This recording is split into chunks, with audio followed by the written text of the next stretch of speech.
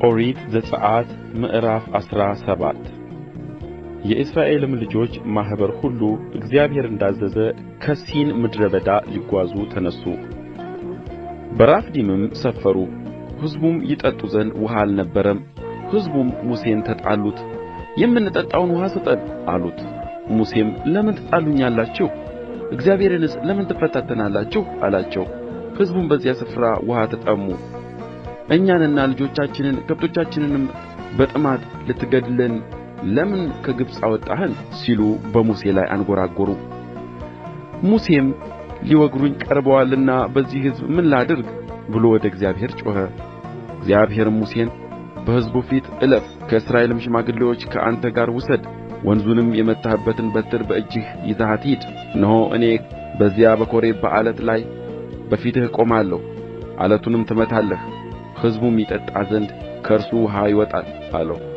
ሙሴም በእስራኤል ሽማግሌዎች ፊት እንዲሁ አደረገ።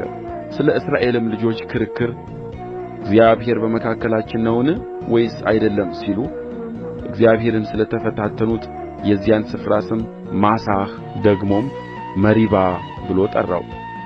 አማሌቅም መጥቶ ከእስራኤል ጋር በራፊዲም ተዋጋ። ሙሴም ኢያሱን ጕልማሶችን ምረጥልን፣ ወጥተህም ከአማሌቅ ጋር ተዋጋ፣ እኔ ነገ የእግዚአብሔርን በትር በእጄ ይዤ በኮረብታው ራስ ላይ እቆማለሁ አለው። ኢያሱም ሙሴ እንዳለው አደረገ፣ ከአማሌቅ ጋር ተዋጋ። ሙሴና አሮንም ሖርም ወደ ኮረብታው ራስ ወጡ።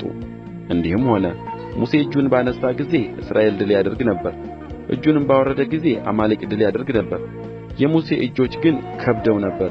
ድንጋይም ወስደው በበታቹም አኖሩ፣ እርሱም ተቀመጠበት። አሮንና ሖርም አንዱ በዚህ አንዱ በዚያ ሆነው እጆቹን ይደግፉ ነበር። ፀሐይም እስክትገባ ድረስ እጆቹ ጠነከሩ። ኢያሱም አማሌቅንና ሕዝቡን በሰይፍ ስለት አሸነፈ። እግዚአብሔርም ሙሴን የአማሌቅን ዝክር ከሰማይ በታች ጨርሼ እደመስሳለሁና ይህን ለመታሰቢያዬ በመጽሐፍ ጻፈው፣ በኢያሱም ጆሮ ተናገር አለው። ሙሴም መሠዊያ ሠራ፣ ስሙንም ያህዌህ ንሲ ብሎ ጠራው። እርሱም እጁን በእግዚአብሔር ዙፋን ላይ ስለ ጫነ የእግዚአብሔር ሰልፍ በአማሌቅ ላይ ለልጅ ልጅ ይሁን አለ።